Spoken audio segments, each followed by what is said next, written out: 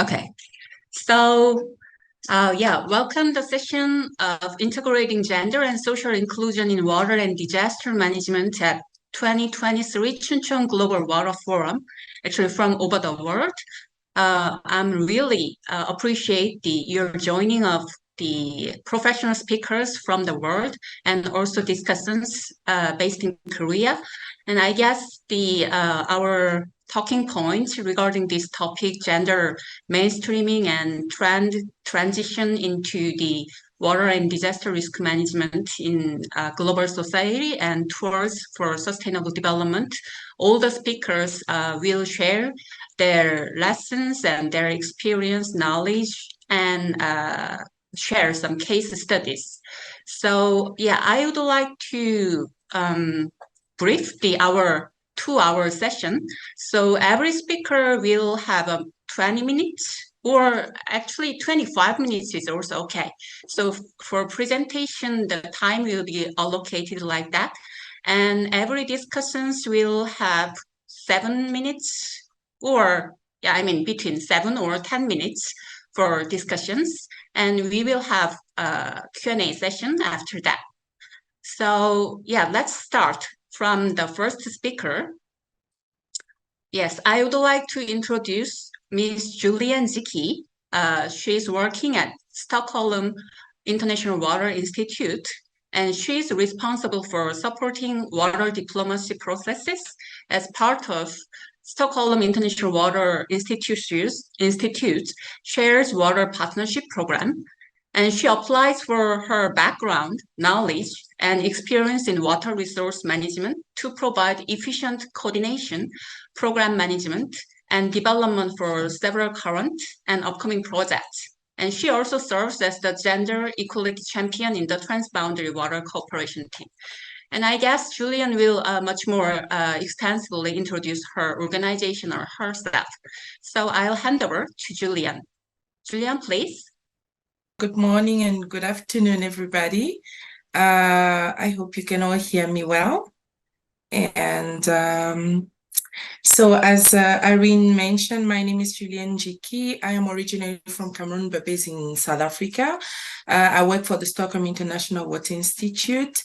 This is the presentation outline. I will introduce disaster, how they come about, talk a little bit about the cycle and impact on gender dynamics, highlight some inclusive and participatory approaches to disaster reduction and prevention, briefly touch on some case studies, and speak about mainstreaming gender at all levels and promoting transformation before concluding.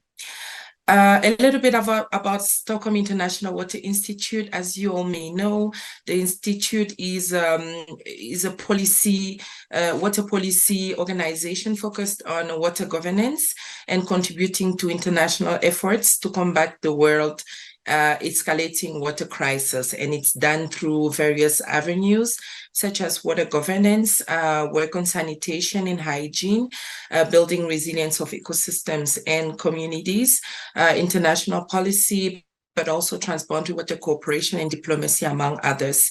Our headquarters are in Stockholm, Sweden. We have an African regional center based in Pretoria, South Africa, where I am based. We have also a Latin America center based in Bogota, Colombia, as well as recently opened the West Asia and North Africa regional office in Jordan. So we've been working for 25 years now, and some key programs or initiatives that we promote are the World Water Week, the Water Prize, and the Junior Water Prize. So climate change, it's overrated that climate change is really upon us, and the manifestation of climate change can be either natural throughout the years, the natural processes of but also more and more, we believe that climate change is exacerbated by anthropogenic activities. And those activities or those variabilities have a high impact on climate conditions, climatic conditions, especially on weather, and that when coupled with vulnerability of some ecosystems and exposure of communities, it really brings about the disaster risk.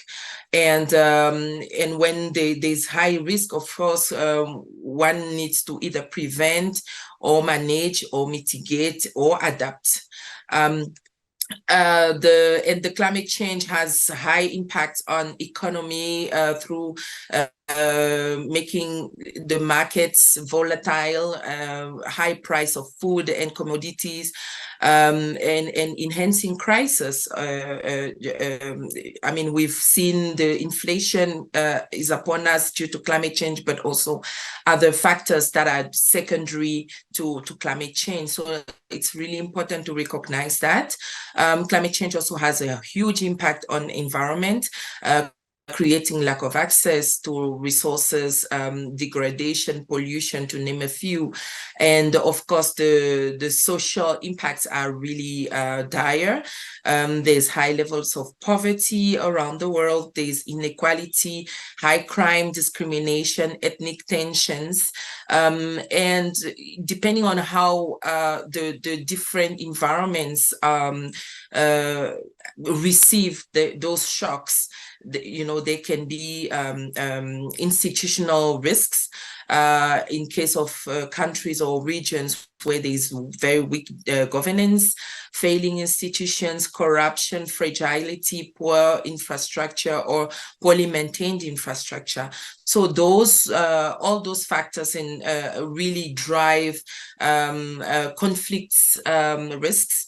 And to us at SIWI, we recognize that conflicts are also disasters, not natural, but they are also some sort of disasters.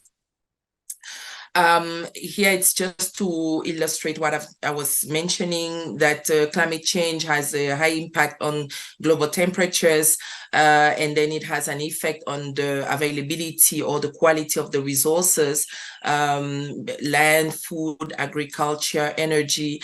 And in turn, if it's not well managed, then that can cause conflict, because we have to understand that the more the resources become scarce, then the more with the industrialization, demographic expansion, the little resources becomes a challenge. Disasters, there's a typical cycles, and I mean, cycles can be adapted in one way or the other, but typically the cycle is that when there's a crisis starts, there ought to be a response immediately that includes elements of search, rescue, humanitarian aid, and damage assessment.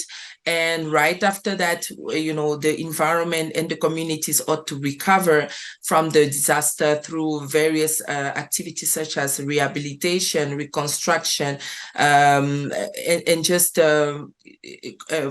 counseling, in case of traumatic events. And then once that is settled, then we need to acknowledge that the disaster happened and make sure that it doesn't happen again. And that comes through activities like risk identification, risk appraisal, analysis, and formulation of solutions. And that really builds up the phase of preparedness through capacity building activities, emergency planning, monitoring, early warning activities, to name a few. And of course, those activities, those disasters have huge impact on gender dynamics. And according to literature, women are the most affected, because when a crisis or a disaster starts or unfolds, then women and men are forced to migrate and usually are settled in poor conditions. For women, it's really the challenges with regards to safety and sanitation in those shelters, fortune shelters. Women, literature has indicated that women usually have difficulties even evacuating due to lack of documentation, and that really brings about the issue of migration due to climate change as well. Some communities have to migrate to look for further greener pastures, and they usually find themselves in lands that don't belong to them and with poor or no documentation. So when a disaster starts, it's difficult for them to just uproot and relocate, and especially for women that, for example, they were left at home and the husband went looking for food or for work, not knowing what to do, and being trapped, not being able to communicate with the husband and taking orders or directives from the husband. They usually feel like, okay, I have to stay here and wait for my husband, not knowing that the disaster is really striking and it's time to move. I spoke about the protocols, the evacuation protocols. Women, especially women, and young people and disabled communities, vulnerable communities. What do I do? Where do I go? What pathways do I need to follow? That usually is not very clear in times of disaster, and also the disasters have huge impacts on health risks, causing biological disorders, especially with women, in terms of stress levels that have impact on hormones, hormonal balances, and complications regarding menstruation periods. Stress levels can go up to the level of creating disorders at the mental level, and miscarriages for those who are expecting. And when I spoke about the poor settlement, you find that there's a high level of gender-based violence in some of those settlements due to stress, but due to just the volatile situations where everybody is just finding their ways about, and you are mixed with communities or individuals that you would not usually have interacted with. So this is really critical. And in those fortune settlements, women usually find themselves having to serve as wives early. Children are abused, and there's mortality that is ensued. So it's really critical to recognize those gender dynamics and the impact that disasters have on them. And then, of course, at community levels where really the effects are mostly felt, it's really key to emphasize the need to promote stakeholders engagement, because this is really what makes a difference in terms of disaster risk governance and disaster risk reduction. Participatory work takes a multi-track approach, taking into consideration different expertise, but also combining different activities according to the different phases of disasters that I mentioned previously. And for that, it's important to organize focus groups depending on the expertise, but also participatory workshops to identify the capacity that is there and what capacity needs are required, and just empower communities. Communities need to understand the risk and uncertainties. They need to be able to use their local knowledge, because believe you me, there is a lot of indigenous knowledge regarding a disaster that is not utilized to the full capacity. Communities need to connect themselves, and they have a way of doing that. Although now in this era we tend to rely a lot on telephonic devices or technology, but communities at grassroots level, they have a way of staying in touch. It can be through a schedule, going together to the farm, going together fetching water. And if one community member is absent, then we know, okay, something is happening, or then the communities can mobilize and find out. So it's really important to tap into that connectivity at grassroots level. I spoke about the empowerment and the preparation, engagement, making sure that everybody understands what has to be done and everybody knows the role that they have to play. And then I want to speak about the source to sea approach that we're promoting at the Stockholm International Water Institute together with other partners. It's really an approach that holistically captures the interdependence and feedback of the environment into those resources that I spoke about, the water, the land, the energy, and how they all interlink and interact. So instead of addressing some of these issues in a silo way, the source to sea approach is really holistic and takes into consideration different components in order to make sure that the water that comes from the sea and that returns to the sea goes through the normal channels with very risks or very low levels of damage, if I can put it that way, and then bringing every sector to working together. And then here I want to emphasize on an example, especially on the forest. The source to sea approach is really speaking to the nature-based solution that promotes the environment as the key driver or the key vehicle for sustainability and human persistence. And then it advocates for reforestation, forest restoration, and also as approaches to building resilience to the environment and preventing disaster. And here I want to just speak to a quote from Ines Raimundo, a disaster expert in Maputo, Mozambique, that in one paper spoke about the need not to cut down wild trees because they tend to be a refuge in terms of disasters. And here we refer mainly to floods. And they teach people how to climb trees in Mozambique. So in case of disaster, floods especially, they are able to take refuge in trees.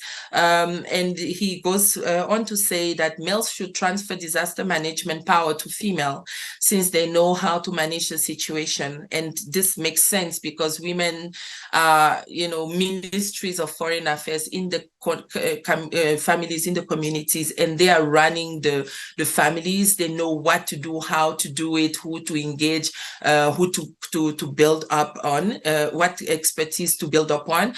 So it really just makes sense to really empower them so that they can deploy effectively when disaster starts.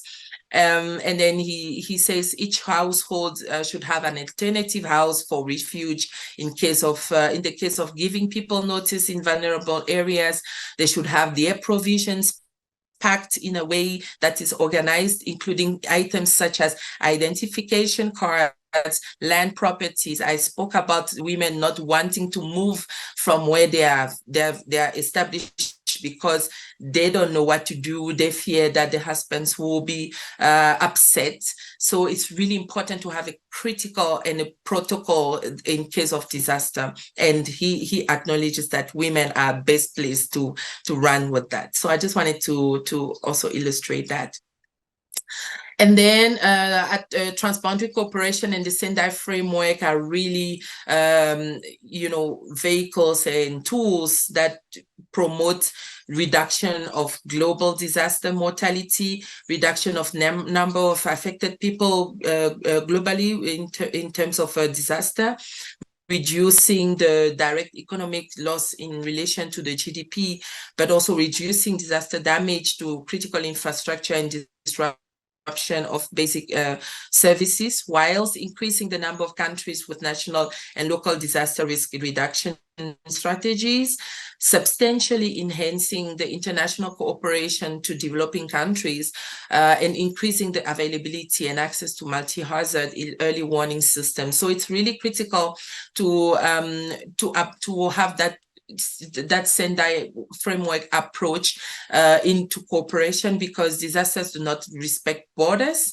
and we'll see what happens with the case of the Idai cyclone that really struck more than 3 countries, and the response phase was done in a holistic way at the regional level. So it's really important that countries work together, because as we say, if the house next to yours is burning, you should not turn a blind eye, because you might just be the next.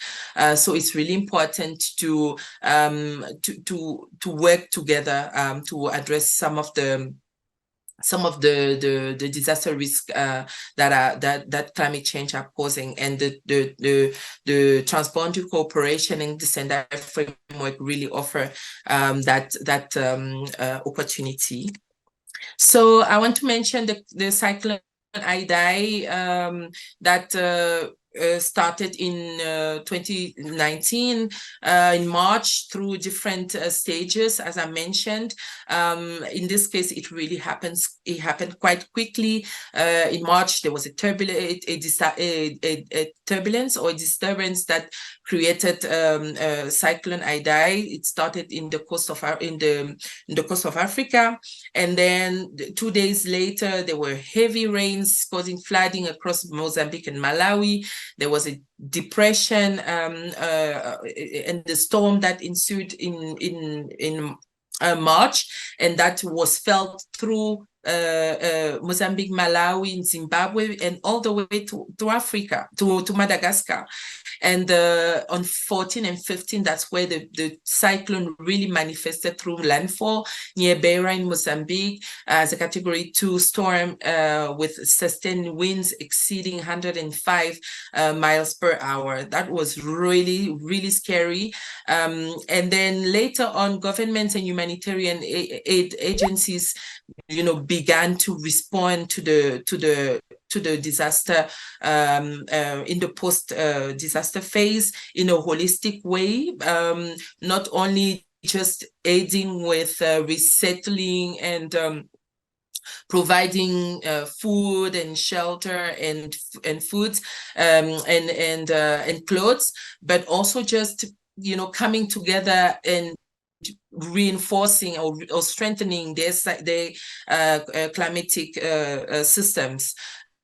And then, although after few months, a year, there were still hundred thousands people unsettled, including females that were single breadwinners in their houses, persons with disabilities. It's still work in progress, but what is important and what is bringing hope is that countries have now realized that they really need to come together.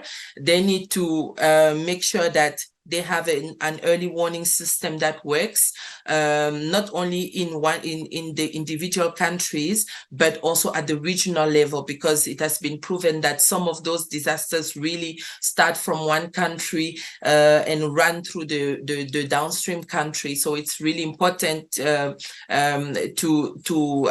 come together and talk the same language, harmonize the strategies and the instruments that are in place pertaining to assessing climatic conditions. And here, one good example is the SADC Hydrological Cycle Observation System, SADC HYCOS, that really built upon the disasters that have occurred in the region, the Southern African region over the years, and recognizing that there's been some inadequate climate information, poor gauging systems, poor monitoring stations, or poorly maintained unreliable data systems. So they really came together to strengthen their system.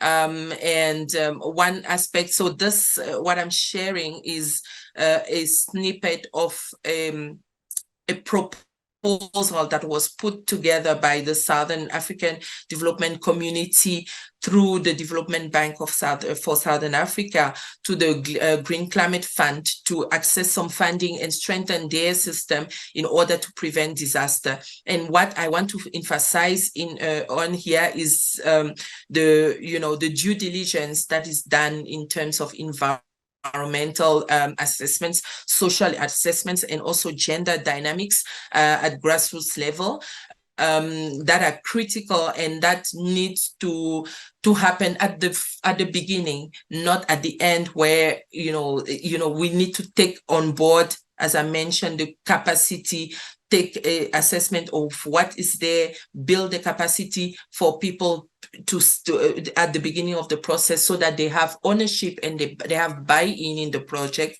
and they are able to run with it, and they are able to deploy when it's necessary. So I think this is a really good example of how a region comes together to combat disaster, and they acknowledge the gender dynamics, and they bring everybody on board from the onset. And then here, mainstreaming gender at all levels and promoting transformation really means that at local levels, we ought to tap into indigenous knowledge from traditional leaders and experts to ensure social inclusivity. I mentioned how some people were able to know that it's going to rain very hard if, for example, they were looking at some species of ants on the ground.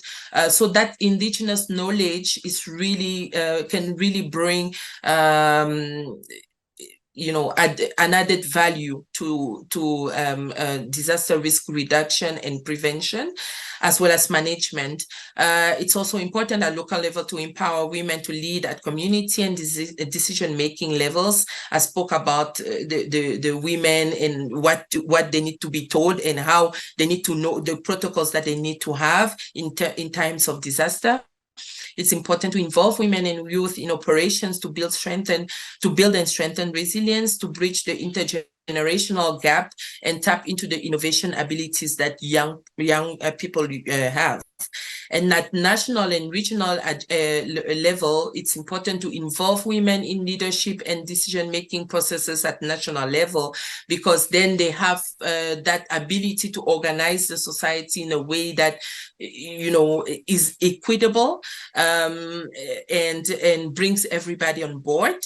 Then at the regional and international level, it's key to strengthen, harmonize, implement, and ensure the policing of the legal instruments that promote gender equality across countries, to regional economic communities and international bodies pertaining to disaster risk management, because oftentimes you find that the instruments are there, but they don't speak to one another at regional level. Sometimes they are conflicting, sometimes they are in place, but there's no implementation, there's no policing. So it's really important to make sure that people are brought to task in implementing the enabling environment that's there. And then, of course, promoting the participation, making communication easily accessible to all spheres of communities, and learning and encourage the sharing of reliable information in a reliable way, quantitative, consistent and regular, but also a friendly manner. So in conclusion, I want to say that women have particular experience and skills to contribute to disaster risk management due to their role as primary caregivers within the family and often within the wider community. Women have strong local knowledge of natural resources, surroundings, and valuable links with others in the area. So that's a resource that really needs to be tapped into. Men, women, and vulnerable groups, including youth, must be involved from the onset in the disaster management cycle, be it at a rescue phase, but also preparedness and response.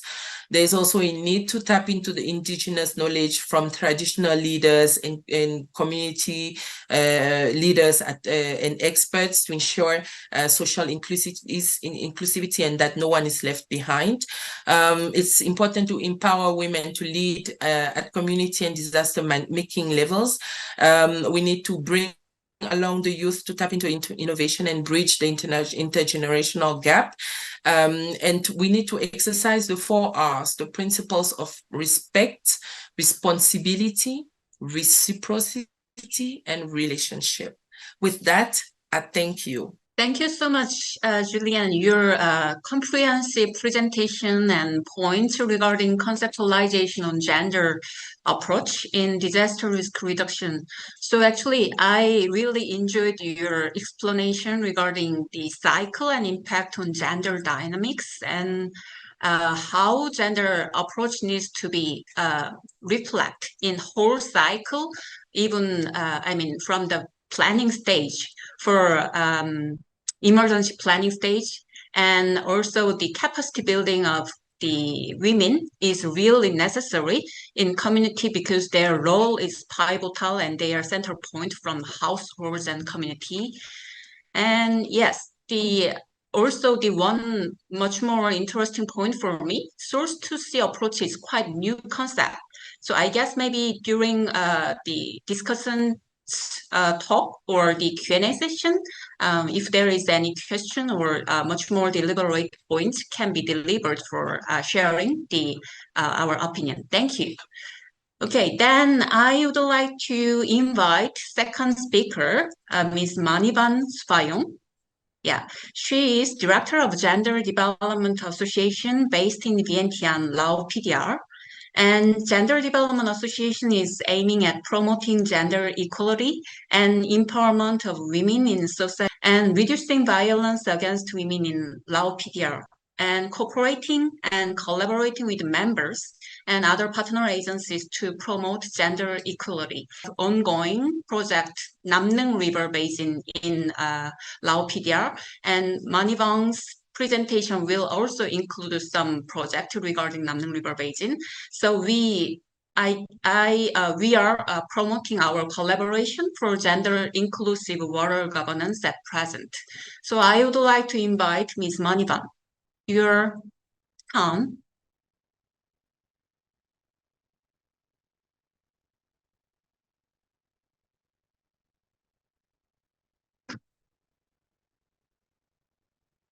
Hi, good afternoon. Thank you very much for giving me opportunity to join this forum. Very first time for me, and the big forum like this as a forum of water. Yeah, I would like to share the case study from the Gender Development Association.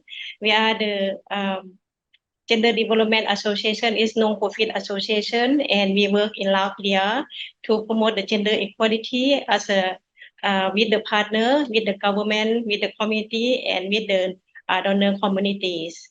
So my PowerPoint, I will focus on the case study, the two community lead water and disaster management with social and gender integration in Laos PDR. My contents, I will have the two topics on the project views from the phone line.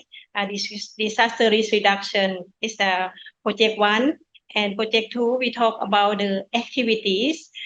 We work with the government, but we have the activity on the stakeholder engagement.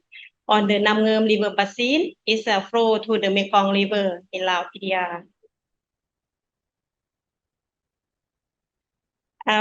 For the first project that we have the disaster risk reduction project, the name is a view from the phone line. It's funded from the global network or the DRR of the support the CSO strengthening. So the Gender Development Association has implemented the project as a national coordinating organization, and we cooperate with the I mentioned about the global network of civil society for disaster risk reduction funded by the European Union. But this project we work with the Lao Red Cross. So we have the phase 1 is we have the preparation, the National Advisory Committee formulation, and determine the risk area and sample with the communities selected. The partner organization that I mentioned about the Lao Red Cross, and train and implement the project officer to join us. And the phase 2, we have the data collection, and the GDA, we have the data collection with the primary data from the sample communities, and we have the input data into the system, we call the survey Gizmo, and very aggregated data on the Power BI dashboard. Is a GNDR provided, is a server. And we have the phase 3, net analysis and use of the finding. GDA and the data collection team, we use the aggregate result to identify the trend and conclusion from each sample. And also we have a partner organization. When they come back, we have the presentation with the community to share the result and facilitate the local action planning. And we also support the small activity implement in the village level. And lastly, that we have the conduct the gather all relevant development partners and stakeholder at the national multi-stakeholder workshop in Vientiane when we have the result of the study, and we share among with the recommendation to support the action plan implementation and continue advocacy work. About the scope of the survey, we have the 2021 household that we have the survey, and we have the focus group discussion. We have 15 focus group discussion, and in the total beneficiary, it 12,131. And in the village, we have 15 village and 4 districts, and in the 4 provinces. And 1 province in the Luang Prabang is the northern, and in the middle is in Kham Muan province, and Sekong in the southern part, and Champasak in the southern part of Laos.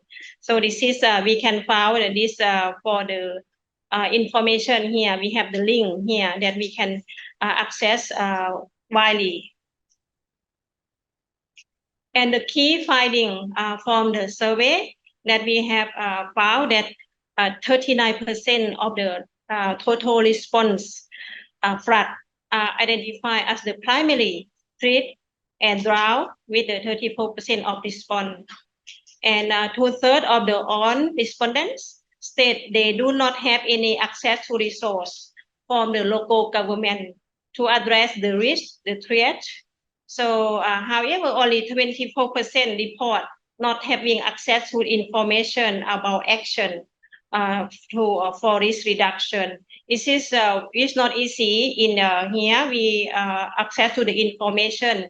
The mean or the facility is not so strong enough here. So for the road access and also for the TV or the radio signal is something that is not developed. The primary factor identified as preventing inclusion here in the disaster reduction process in the community about the lack of cooperation well, and followed by close by lack of information and also the cash for the community.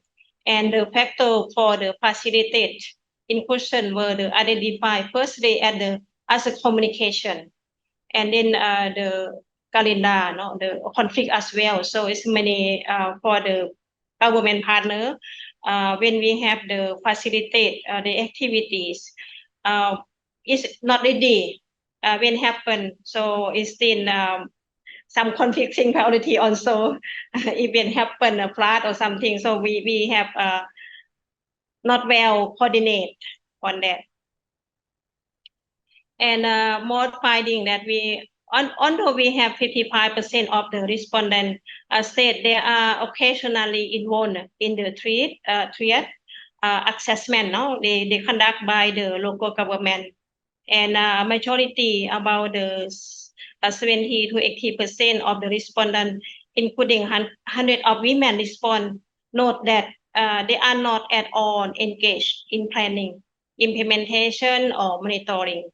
So this we found that, and almost half of all respondents believe that ecosystem do not protect their communities against a hazard, and however, over 1/3 believe that they do. It's changing a lot in the environment they live there. Example about the forest, in the past it's with 10 forests, a lot of green, but now it's a change also, and not some rainy also not on harm. So it's changing a lot about this ecosystem. And just over half of all respondents expect that the impact of the disaster had not increased in their community because due to the public or private development. So they think that there is not increase, but nearly 38% report that is disaster risk and climate issues were not at all taken into account in the local development plan. So it's not inform them for the development plan.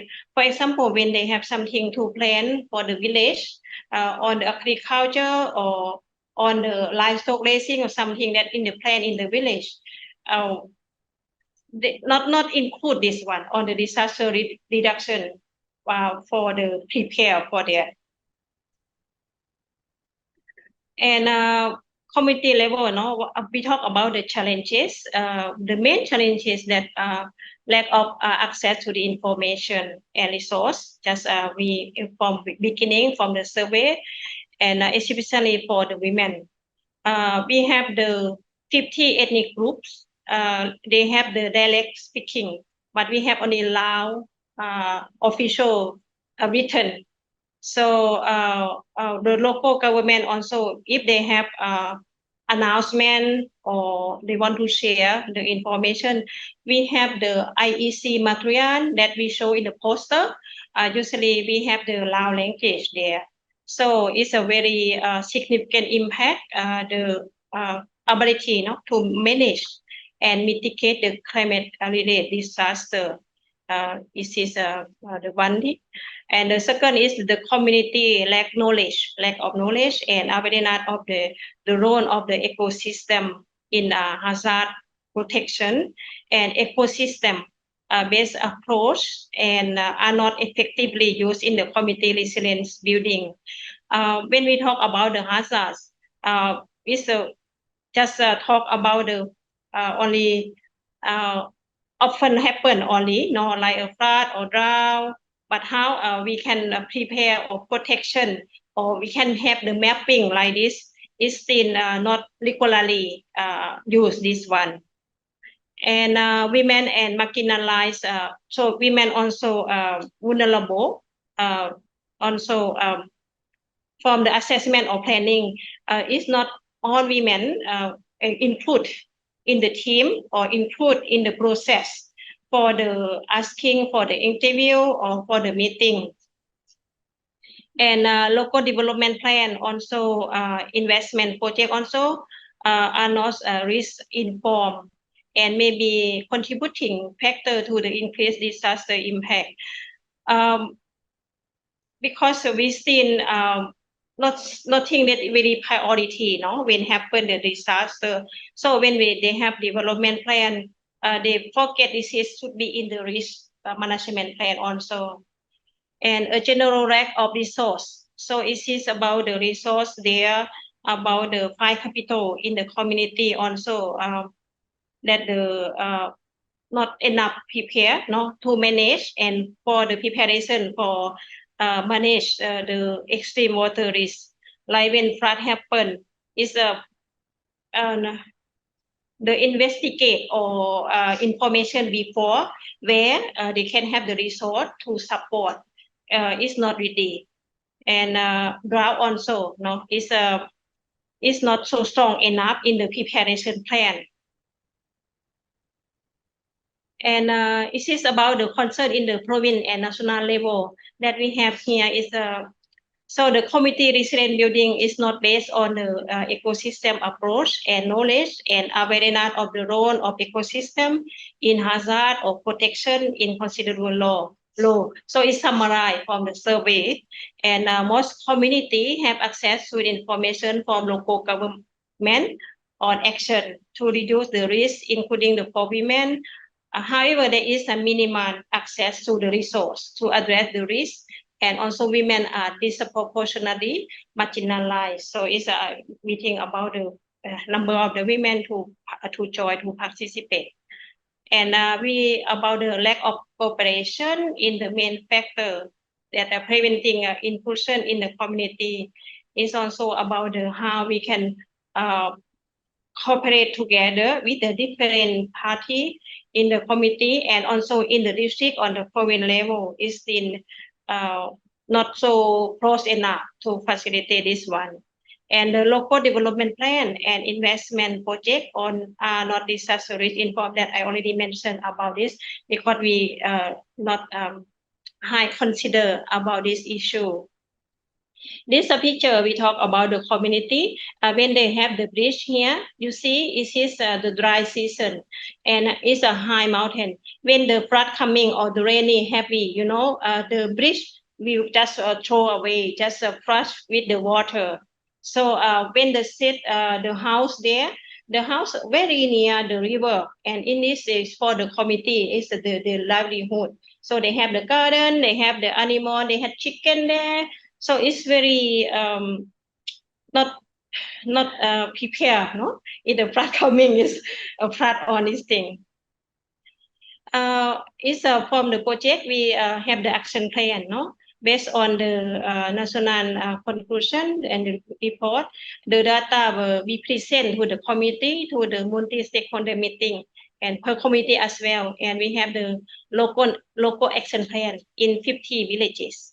And we summarize the local action plan, and also we organize who will implement and support small grant to the local action plan. And we also have the workshop at the National Multi-Stakeholder Workshop was conducted and present the draft national report to the national stakeholders. And the draft report was shared for the consultation and validate with the high level. And also the meeting participant also include the relevant national stakeholder from the private sector, from civil society, and the government. And in the picture so about the community early warning system. So in the village, they far from the Wi-Fi. So now they develop more, but they have to use this loudspeaker to announce about the rainy coming and what storm will come. So the village head have the power, and they also announce in their local language. And in this the small house there is a loudspeaker to prevent the rain. So this is the use as to announce the community in Champasak province. And from the project, we a small fund to support the village action plan. The first picture, because the village, they have the small level, and during the rainy season, it's very difficult for them to have the oversee and support village. So we provide the boat, and also the machine for boat, so they can, and also safety cloth there for the people to cross to the river. And the second picture is talk about how to prevent when the flood coming and to prevent from the bank, river bank, and to protect that the water not come to this the village area, and to have the stream keep the land here. And the third one is community participation. So they prepare for the gravel, for the construction is men and women. So in the village, the stream have good solidarity and to work together and support this one. Is the second activity. We have the stakeholder engagement is a pilot project, but we work with the Mekong River Commission Secretariat in Laos. So it's a Nam Ngum River Basin. This Nam Ngum is a flow through the Mekong, and this Nam Ngum we have the dam, which is support a long time, 2068. Japan support and also the company continue. The first dam in Laos is Nam Ngum dam, and still improve and have small dam as well along the Nam Ngum River. But the situation there, the coordination flow on the level of water along the Nam Ngum River basin is not good enough management, and the committee access to that information very poor. So this impact a lot. So why we have the small contribution to the project, and the purpose that we will test the draft guideline for flow coordination by the holding interview with a sample of stakeholder in the Nam Ngum River Basin. That we have the interview with the stakeholder or the community as well. And the area that we have survey different area, because they have 5 provinces that Nam Ngum water basin cover, and we GDA identify the stakeholder, and we have interview. They have questionnaire. We have questionnaire, and we have talk about the knowledge, the value of the community, their rights and the use for water. One, and the second, identify the issue of the common concern like the flooding and drought, to do with the dam operation and communication with the dam operator or government agency. And we also in the guideline we have identified the critical water level that have an impact on social and economic and environmental value. So it's we will interview the where is they have the water level measure, is they have the how in the point, and they have the people to responsible there. And for the we work in the summary that the committee consultation we carry out by the team GDA and Lao National Mekong Commission Secretariat, and the team interview 6 key informants interviews, 4 women and 2 men, and 3 focus group discussion, and including 11 women and 2 men, and 2 people with disability, men and women. And also we have the more face-to-face with them. And 9 interview with stakeholders were conducted to understand the situation of the water use, its impact, risk, coordination, and impact on different groups. And type of the group concern is we have the different group like Lao National Development Fund, or the people in the Ethnic Affairs Office, and also we have the group we meet organic vegetable group, men and women with disability, ethnic young mom group, and women village authorities, and also the water volunteer measurement point. So the participant information sheet and consent form questionnaire we prepare, and also we prepare the focus group, individual interview, and we have the voice recording and photo and capture. We have the coordinate and consent form. This is very practical that we work in that the community level. And the key finding from that, we have the value interview from the value of the water. Interviewee report that the value related to the basin include agriculture, water, soil, forest, animal husbandry, vegetable, and crops, and fishing and marketing, and protection of equipment, and also safe transport. They use the water river for the transport by boat, and also house and land. They have a livelihood, no, in the use along the water bank, river bank. And the potential impact that the interview report that the potential impact that about the availability of water, agriculture productivity, landslide, family income reduction, gender labor division, men, female, and about the workload, about youth migration. So we found from that the impact. And water level to have the information. So it is when we found that the output, no, from the field, we have more understanding about the water use in the basin and different groups, and also the risk to the those users from the water for management due to the water infrastructure, and we have the hydropower there, and also the irrigation system, and so they have the mention about what the impact from them. Sorry, I think I finished my review time. The interview report that different demographic in the basin. So we have the common issue that between stakeholder and the impact of the flood, and also have the recommendation from that.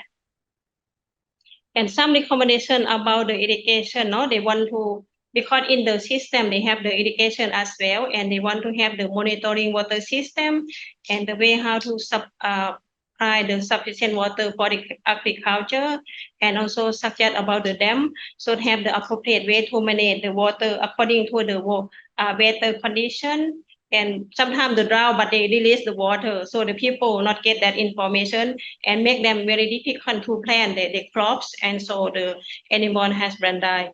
And also use of the water during the dry season is need more water, and propose and the central level to find source of the fund to support the manage and the medium size basin and the provincial level.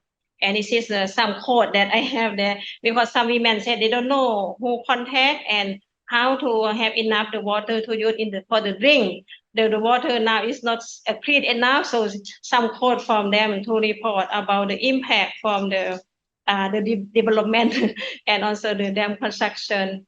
And the purpose the dam to warm the village at least 4 days. So about the early warning when they will release the water, or when will they keep the water.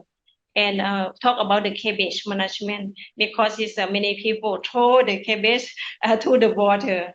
So that's it. Is some recommendation from the committee that we found from our committee engagement. Yeah, thank you very much for that. Sorry, I passed 5 minutes already. Thank you. Thank you so much for your comprehensive activity regarding community level study and how to bring the community level action plan. And actually, in the case of disaster management and also water use and the kinds of management, is really the most important stakeholder is community. But actually, much more policy or implementation of the kinds of technical assistance is much more focusing on national level or government or provincial government. And I think GDA and U is of the kinds of core pillar to include community in the process of decision making. And I would like to give a big applause to you. And yeah, of course, JHSUSTAIN is also, we have ongoing project, and we also have an idea how community will join in the governing process, and in some specific idea regarding disaster management. So for capacity building as a community scale, and also the household water security. So yes, thank you for sharing your experience and kinds of process-specific information and experience. Thank you.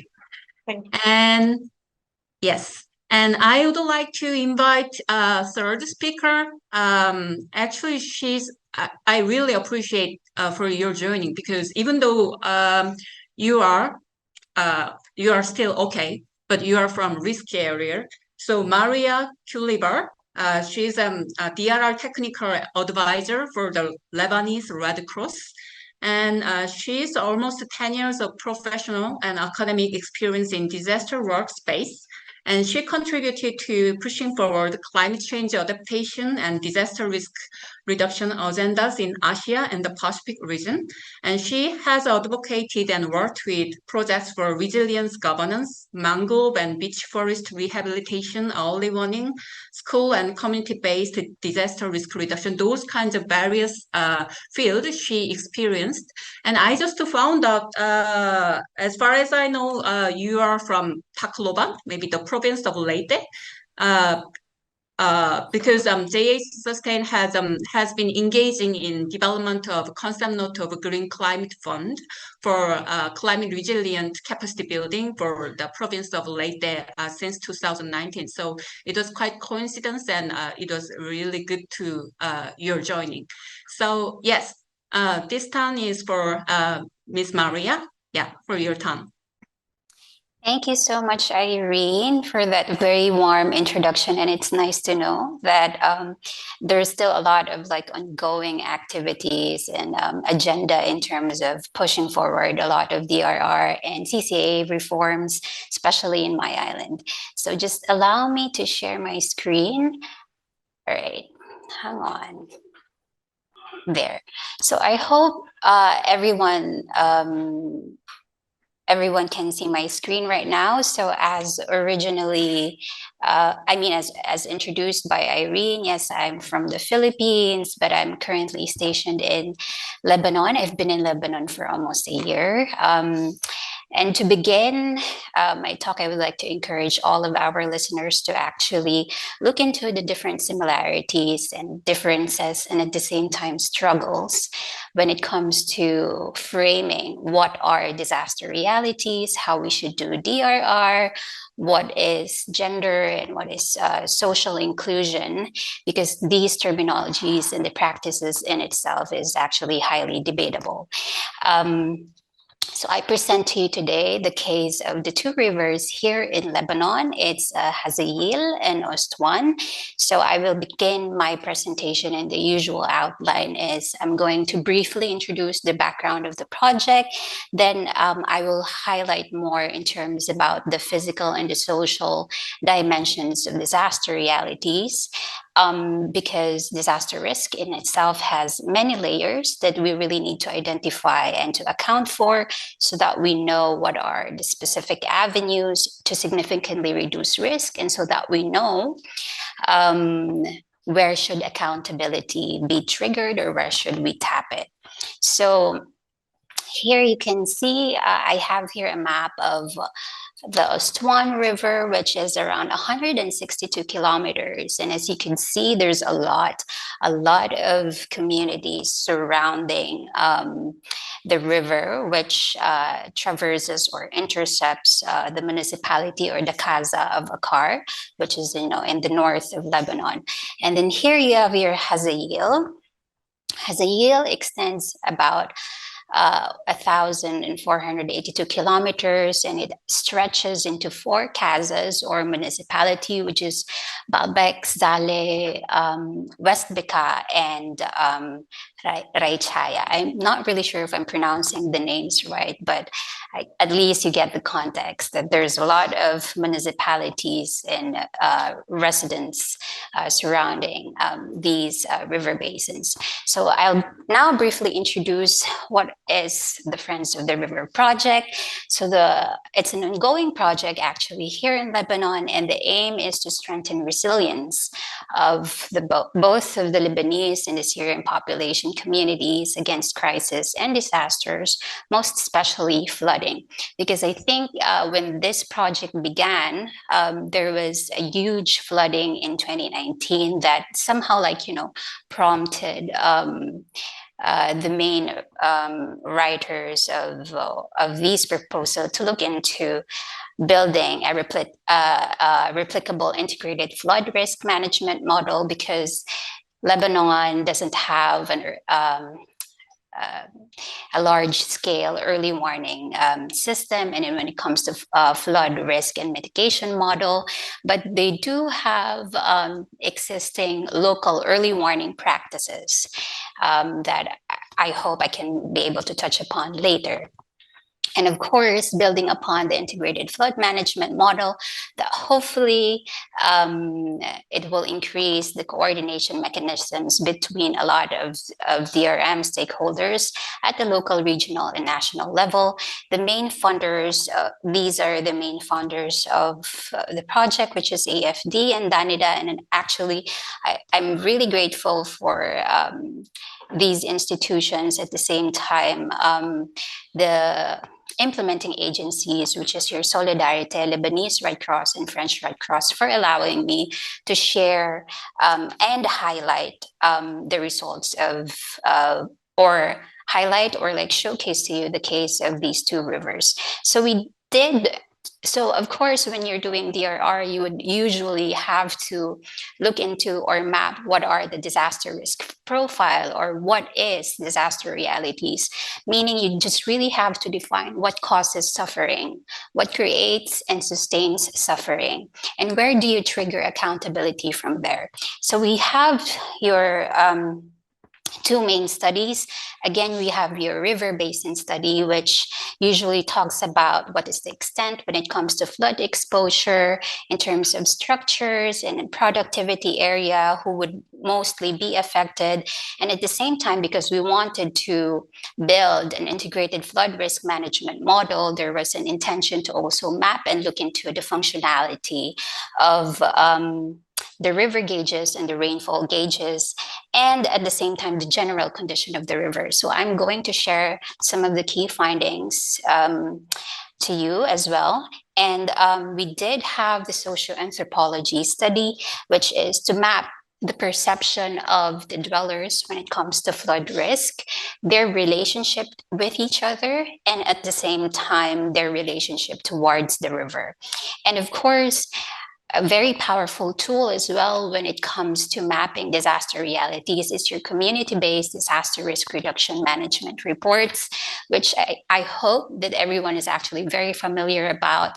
It's really a grassroots level of identifying your hazards, the different manifestations of vulnerabilities, and at the same time, the extent of capacities. So here I'm going to show to you some of the photos when it comes up with the river. So you can see here, these are actually the researchers who did the mapping of the conditions of the rivers.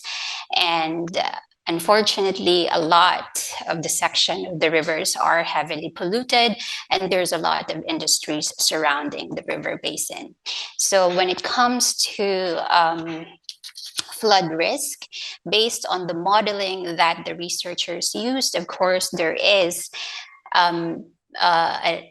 a possibility of a 1.5 to 2 meters high, but this one is a 100-year projection. So a maximum of 3 to 3.5 meters high of flood that can inundate, the surrounding areas. And of course, the most at-risk population would be those who are near the river. So, and here is Astuan. There are really two main communities here that will be greatly affected in Jehzanad and Kezayit in Akar, right? So I'll jump into what are the key findings of the river basin study. Mainly is that the river basins is heavily surrounded by agricultural land. So it means really if there's flooding that could happen, 80 to 85% of the agricultural lands will be inundated. It will not be life-threatening, but definitely it will give about 3 to 4 days wherein the agricultural lands will be submerged in flood water. And it's not just flood water, it's actually very, very polluted flood water that coming from the river, because there's excessive vegetation, there's a lot of industrial waste and debris and residential waste as well. So, but actually it's quite sad because unlike other parts of the Middle East, Lebanon actually is very, when it comes to aquifers, they're very rich on that. It means that the rocks here actually store a lot of water, and then of course from there it turns into spring. So just really for context, some of the Middle East countries actually have they can't really produce as much water because of their topography. However, here in Lebanon, they have a great resource in terms of aquifers. It's just that the rivers or the sources of water are heavily polluted. And some of the researchers actually couldn't cover some of the sections anymore because of the heavy bad smell coming from the river. And unfortunately, you could also see I guess from the previous picture, there was actually a pump, and sometimes those pump and the water coming from those pump are used to water the agricultural lands. All right, and there is poor and waste management, and some of the water treatments are actually unoperational because, as you also know, for context, Lebanon right now is experiencing a massive economic crisis wherein the value of the Lebanese lira is really depreciating. Before, there is a 1:1 value in terms of USD and Lebanese lira, but right now it has the value of the Lebanese lira significantly decreased. And for those critical lifeline workers, for example, your civil servants, those who are working in the water treatments, who are receiving their salary in Lebanese lira, the value of that Lebanese lira has just, severely decreased. So some of the offices actually, even just for example, the Ministry of Environment here, there are only 3 people left. Because the government didn't really change the salary rates of the people. So again, in terms of flood zones, these are the main areas that will be heavily affected by flooding. So now we come into the social dimension of disaster risk. So here I would like to talk about that some or like most of the disaster risk profiling would just heavily look into hazards or the relationship when it comes to hazards. But it's highly and it's very important to deeply understand the social, political, and economic dynamics and the power dynamics within the locality, who gets to decide, who gets to access and to afford critical lifelines or the basic needs, and ultimately what creates and sustains disaster vulnerability.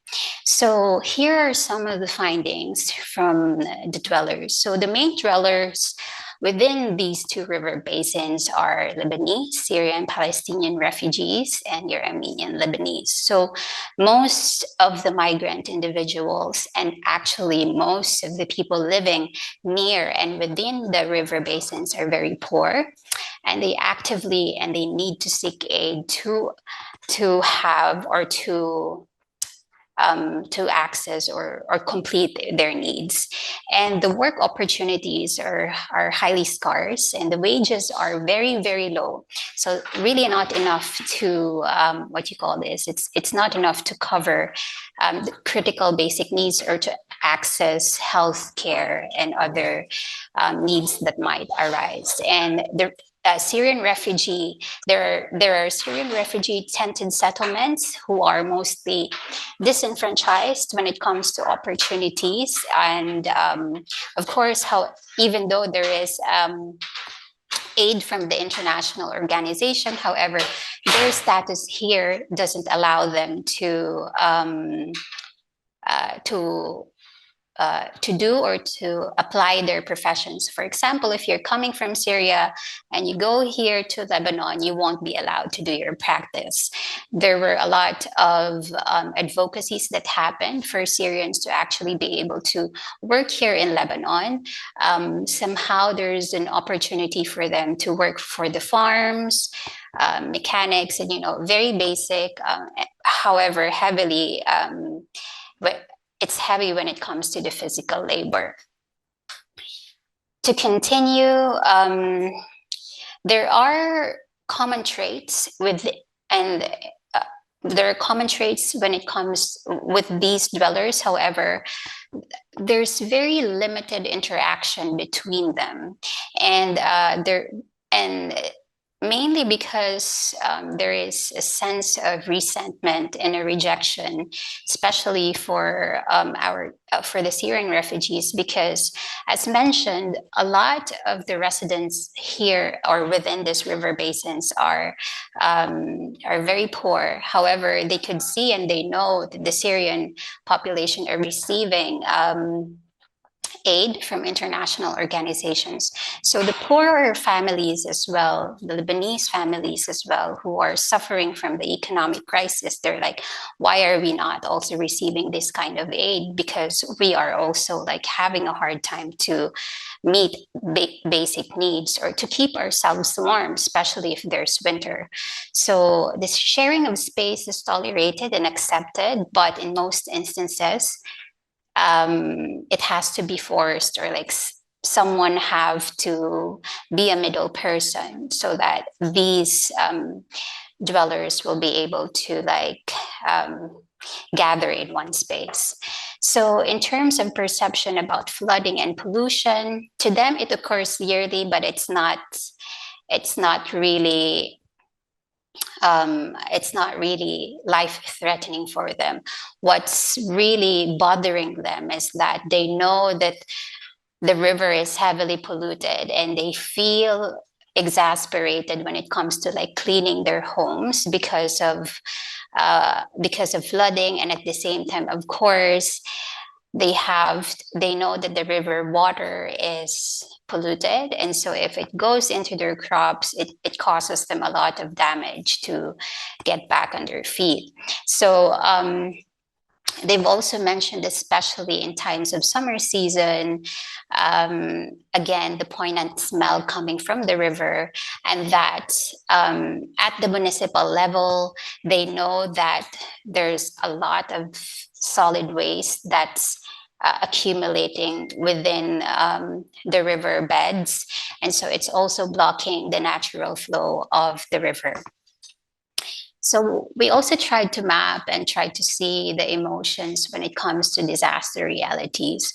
So for Syrian dwellers, most actually feels hopeless and powerless because, again, they just have very limited options when it comes to accessing livelihood, and very limited choices as well.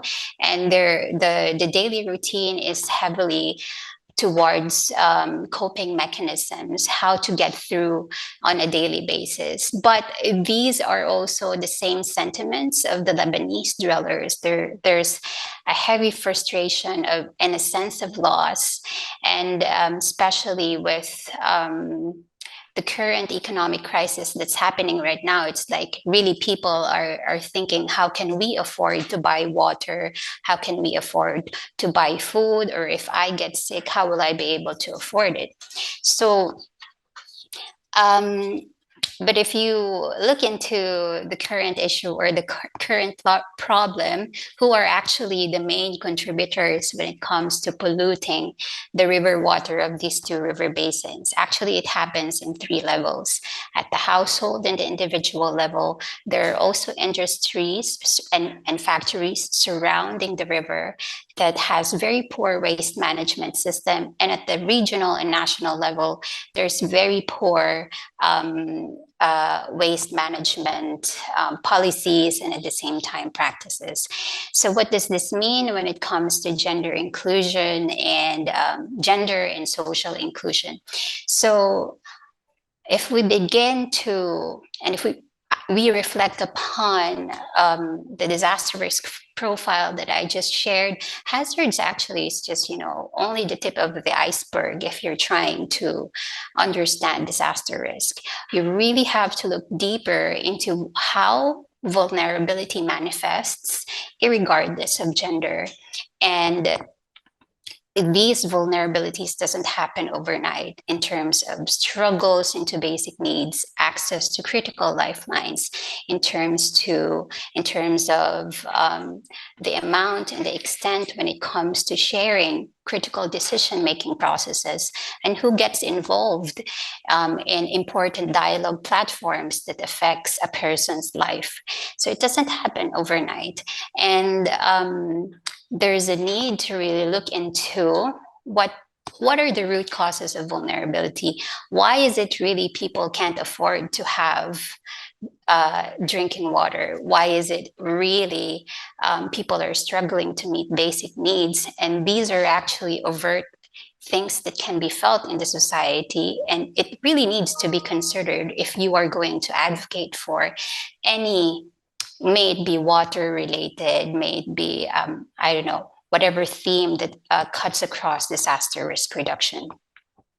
And with this, we want to really say what is inclusion really when it comes to DRR at its most general sense. Inclusion really means, and it warrants challenging power dynamics.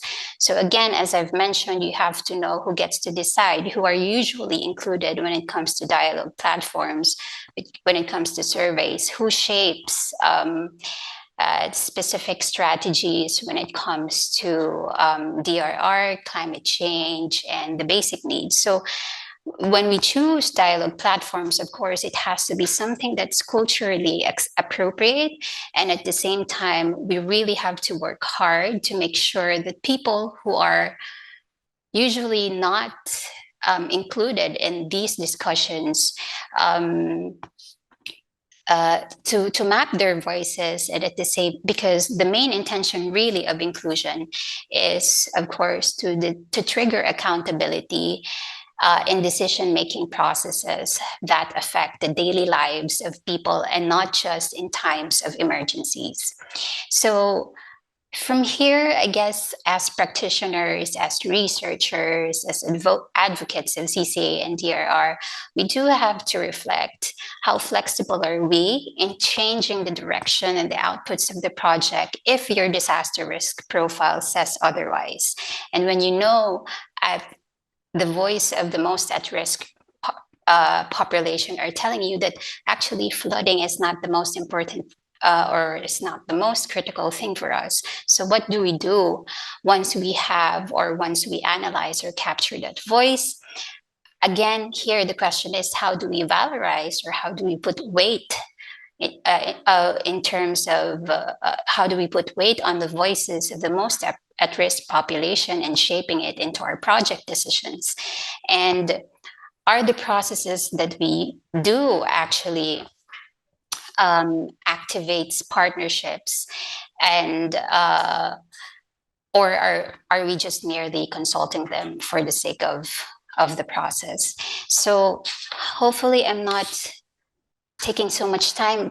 Quickly, in terms of recommendations, to me, it's very important that we actually promote and advocate critical and design projects that will ensure critical lifeline workers actually get paid and receive their professional growth, especially if we aim to actually build upon the capacities of the local people. We must again augment funding for countries who could not afford and who doesn't have the technical expertise when it comes to water treatments. And we design and promote a curriculum for powerful DRR stakeholders or decision makers. We actually have to know what is the psyche of the leaders, because we have to involve them in these processes, because they are the decision makers who shape these DRR strategies, and they do have access to these funding. Because my main point is, while grassroots level interventions are very powerful, and it should happen, of course, but we have to balance it by engaging powerful or national DRR stakeholders, because again, they shape most of these strategies, and most importantly, access to these critical lifelines and the quality of the critical lifelines that can be accessed and afforded. Or else, if it's just heavily grassroots level, I'm afraid that we're just going to create participation fatigue from people who are already exhausted in their lives, in thinking about how can we able to survive on a daily basis. Finally, we have to complement policies with monitoring and accountability mechanisms. We have to invest in local conservation initiatives. When I was in New Zealand, there's a lot of communities who were able to access funds from the government because they do their own conservation initiatives to conserve wetlands and rivers. And we have, more importantly, to challenge and hold industries accountable to significantly reduce vulnerabilities and for them to be accounted with their CO2 emissions. So thank you very much, everyone. And I'm looking forward for any questions or a deeper discussion about DRR and inclusion. Thank you. Thank you, Maria, for sharing this quite unique and specific case regarding the prospects of social inclusion directly dealing with refugee and the migrant issues. And actually, for me, it is a really rare opportunity to hear this kind of lessons from your case study. Thank you. Well, actually, already 1.5 hours has passed. So because of your passionate speakers, the comprehensive presentations. So I guess it's better for me to invite panel discussions at a time, and then they can have their discussion time, and then we'll have very small time for Q&A session after that. So let's go for a panel discussion. So I would like to introduce 3 speakers at a time. So first discussion will be Ms. Yuna Lee. She's team leader of RC of East Asia Network, and she's also the representative of nonprofit organization to deal with ocean management. And she was previously actually worked with us. So it's really good opportunity to see you, maybe since 2.5 years or something like that. So yeah, it was really good to see you again. And second discussant is Ms. Sojung Lee. She's team leader of Asia Women Bridge Dorun. It's a similar characteristics of organization as Gender Development Association of Manibang, I guess. And last but not least, the speaker is Hyeju Kim. She's actually she's senior researcher at JHSUSTAIN in dealing with gender and climate change. And actually, she was the organizer of this session. So through this opportunity, also, I would like to thank Hyeju to give this kind of mobilization of very insightful session. So yes, I'll go hand over to Yuna. Thank you for the introduction. I'm Yuna Lee from RCs of East Asia Network. In short, we call OSEAN. So I studied international development, and OSEAN is the only research independent research institute in Korea focusing on solid waste in oceans. So marine debris, we call it. And the thing is, as Irene said, I worked in JHSUSTAIN 2 years before, and that's my only experience in DRR.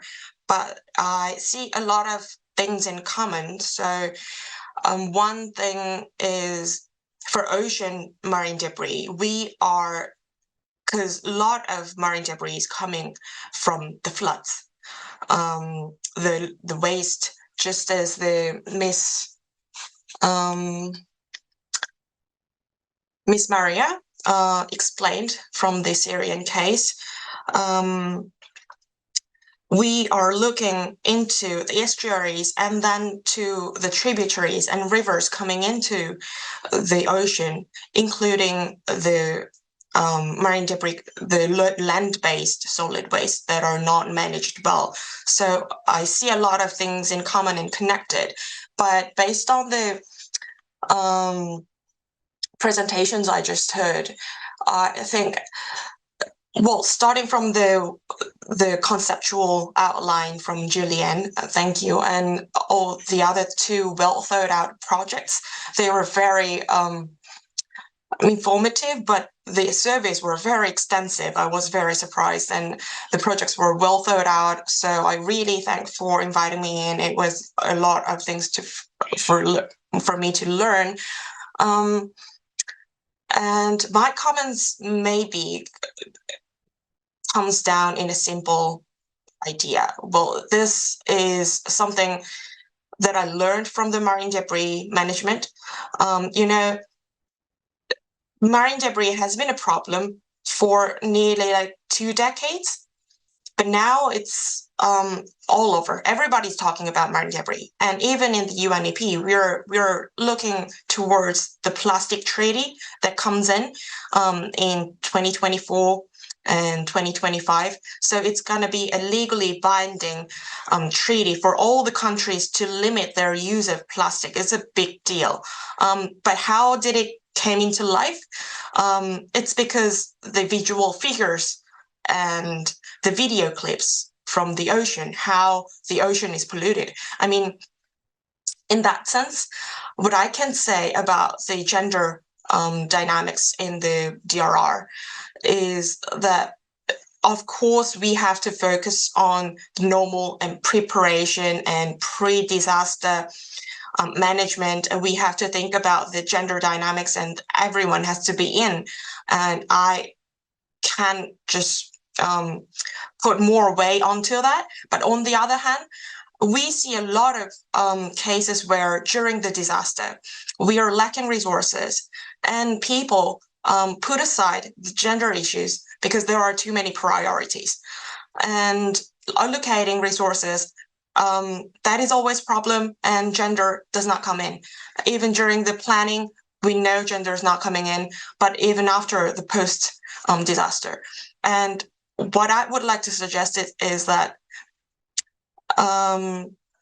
even before the disaster and during the disaster and post disaster, we have to document the documentation of the gender disparity. I mean, the rate of people die, they are different. Women die a lot more. Women work a lot more during and after the disaster regarding the housekeeping. And these kind of figures are not known. Just like plastics that were vivid, a lot of people have been talking about this issue for 2 decades, but this only became an issue after when we had the video clips from the Pacific Ocean, that we had a great patch of plastic waste. These kind of visual data, I think, is more important. So mainstreaming gender and to change people's mind when it comes to planning and post-disaster risk management, I think we'd have to put more data from the basis, from the local level, so that it can be thrown out to the international arena and tell everyone that it is an important issue that we need to take in. So we know a lot of gender-based violence, children abuse, literacy issues. It's always a problem. Early warning system doesn't work sometimes because of the dialects, as Ms. Manifat said. Physical abilities, climbing up trees or swimming, lacking skills, this is always a problem. So we know that the social inclusion and gender disparity during the normal phase, it exacerbates when disaster comes. So these are known to the people who knows it, but in order to make it clear and that make it into a more priority during the post-disaster management, I think we need more data that are visible. So, and I know it's really hard. If after when disaster struck, it's really hard to get the gender segregated data from the local area. It's really difficult. But I think this should be one of the most priority when it comes to gender mainstreaming in the whole arena. So that'll be my pinpoint. Yeah, there were a few other things that I wanted to say, but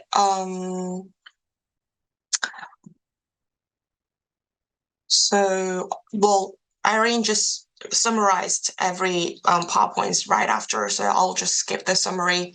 And yes, so that'll be the pinpoint comment for the whole presentation. So yeah, that's it from me. So I'll be coming back from the Q&A if there's any. Thank you. Yeah, thank you, Yuna. So yeah, now next turn will be Ms. Sojung Lee. Good afternoon and good morning. My name is Sojung Lee and I work at Dorun. Dorun is an international development NGO working in Asian countries with a gender focus. I'm glad to be part of this forum, networking with and learning from DRR experts. In my understanding, gender mainstreaming, to roughly put it, is to integrate women's and gender diverse people's concerns and experiences into our projects. And it has two interconnected conditions. One is to integrate their experiences in projects of all levels and all sectors, including those that are seemingly not related to gender. The second is to integrate those experiences in all phases of project cycle. We here all agree that water and DRR should consider gender as one of the key components of making it successful and impactful. So the first condition is already met. So the thing that we need to think more about is the second condition, which is how to integrate their experiences throughout the different phases of a project. And among all the phases from conception and planning to execution and evaluation, the most critical one is to what extent and in what ways we prepare and plan the project in a participatory way, because as we all know, running a project is a very path-dependent process. The project cases introduced today understand well this point and performed participatory planning in different ways.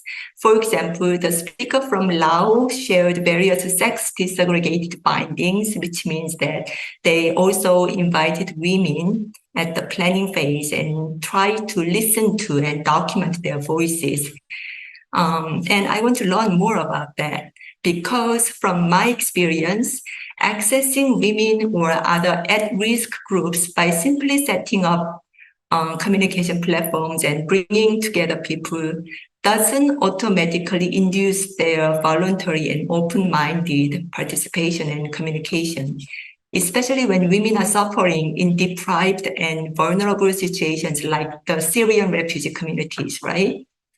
We all know that in order for women to speak about their real-life challenges that they experience because of gender, social status, ethnic origin, or whatever, we first need to succeed in making them trust us so that they can share their opinions and genuine feelings. In this context, my first question is, can anyone of today's speakers can share some context-specific and successful communication and engagement strategies that worked well for the women in your project sites and make your project truly participatory and inclusive. And my second question is related to indigenous knowledge, which was one of the points that the first presenter made. And it also echoes one of the reflective questions that the third presenter raised during her presentation. She asked, do the processes we use allow the most at-risk population to be active partners of our projects? This is a big question, and it has multiple levels of meaning in it. And if you allow me to narrow them down to one specific level, I want to rephrase that question into how. For example, how seriously, how readily, or how effectively do we recognize and value women as agents of change? This is one of the questions that I ask to myself when I reflect on the projects that I am in charge of.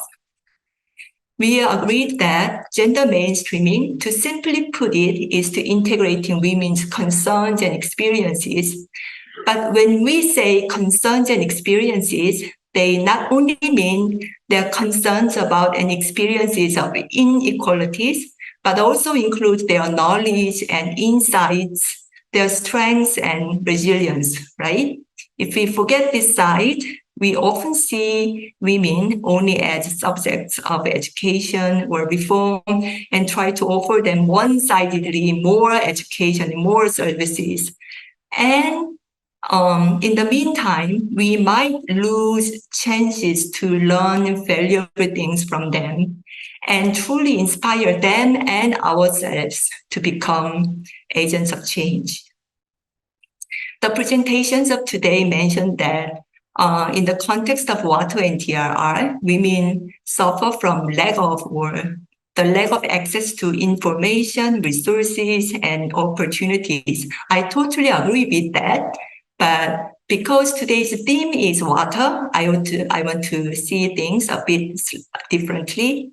Because women have been at the forefront of using water in both reproductive and productive ways. So I want to ask, can't we assume that women have more strengths and insights on the theme of water than on any other themes?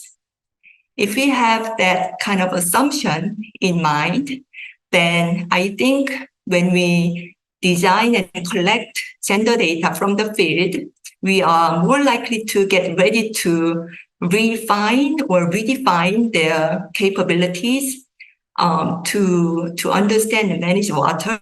And by doing so, we more respect their agency and voice, and we can learn more things from them. For example, their autonomy, their power of governance, wisdom for coexistence, or the love of the nature.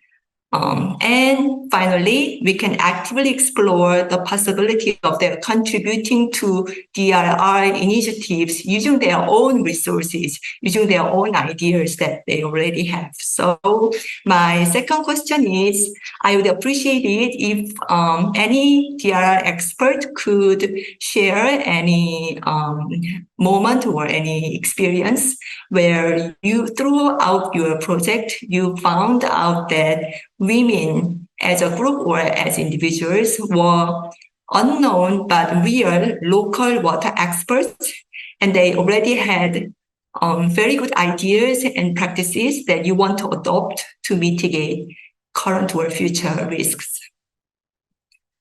If you have any such experience. And my last question is about indicators.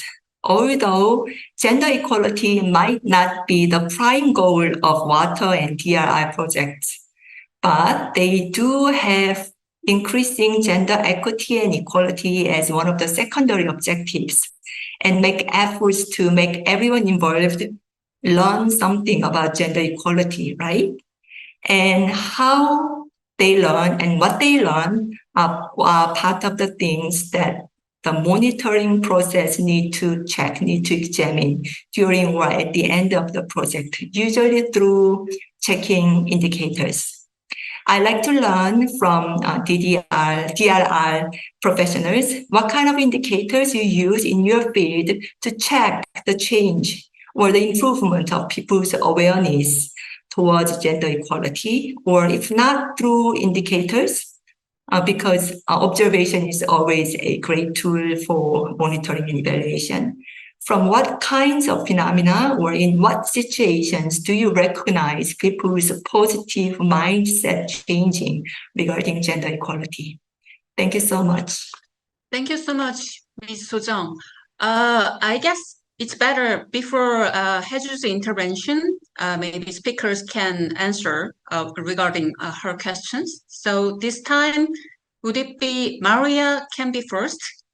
Yeah, sure. So I can talk there were a lot of questions. However, I can prioritize in terms of how do we, one of the questions was how do we ensure that women are active agents of change, and if there are some experiences in terms about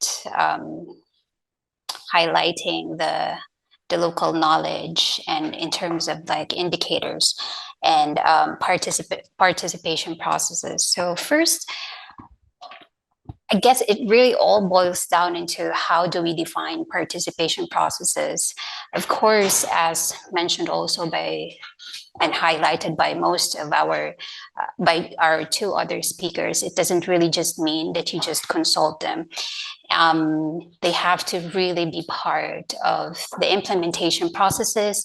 And even when it comes to defining the indicators of your success, in the end, we can make all of these beautiful words, but are these indicators, are these indicators just really solely an organizational level intention, or we do have to balance that? There are indicators that will help us reflect upon if we are achieving organizational needs or goals, but at the same time, pure indicators that we all know. For example, in the case of the women, these are the indicators for them that gender or like their needs as women or any other gender, that the needs of these specific group of people are met in times of let's say, for example, access to water, or in terms of what are the different changes that you truly that they truly want to see when it comes to water as a major resource, and at the same time the different problems that they experience when it comes to water related issues. In terms of and I guess I just also want to share that people who are in most at-risk population in itself are already agents of change.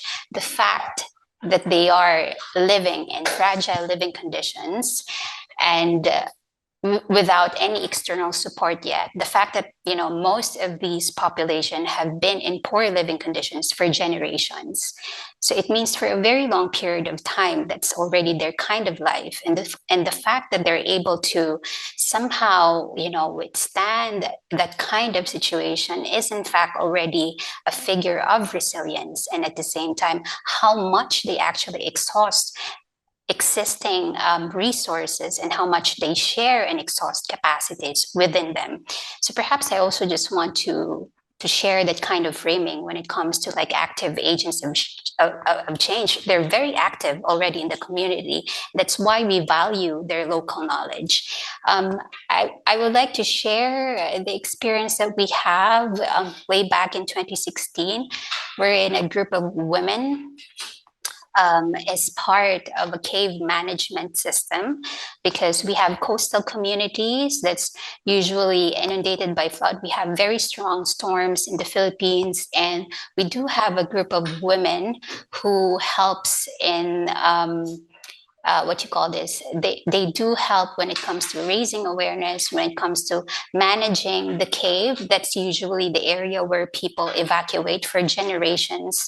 And at the same time, they're also very potent voices when it comes, if you want to know really what's happening, in the community.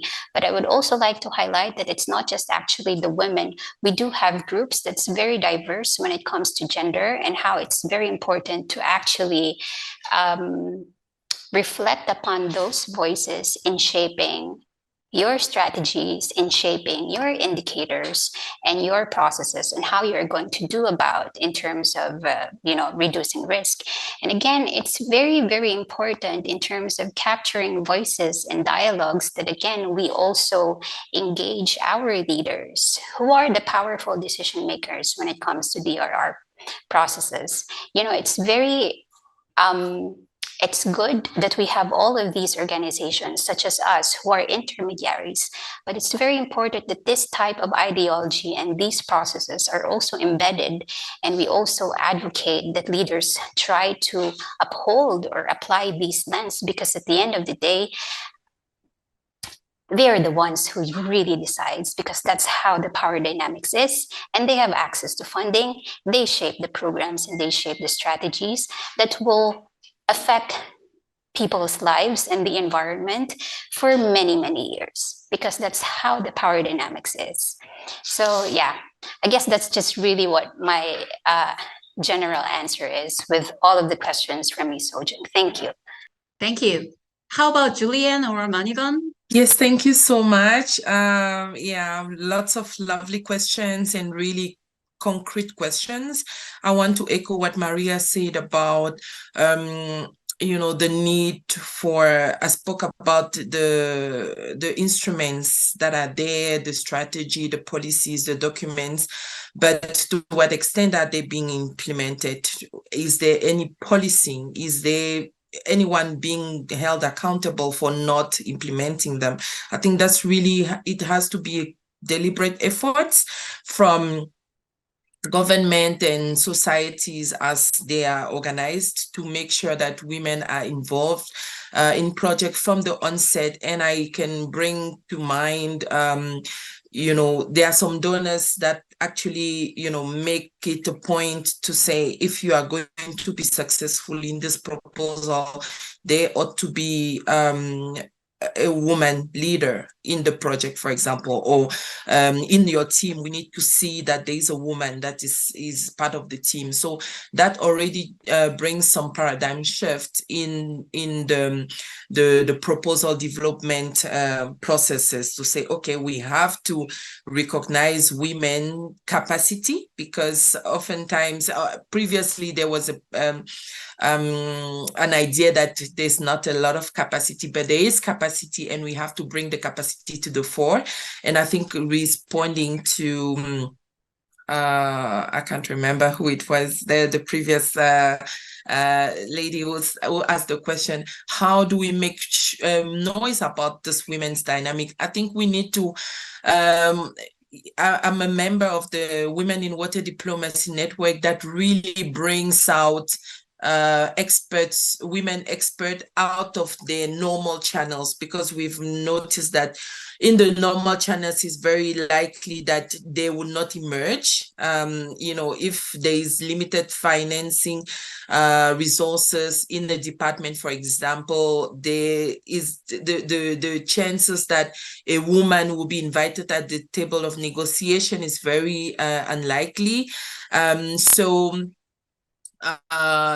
we try to bypass those official channels and make sure that women capacity is recognized, that we build women's expert pools, and we are able to tap into those resources. And when I speak about it has to be a deliberate effort. We need to empower men, to build men understanding and transforming them into being champions for gender equality, because they are still in the decision-making seats.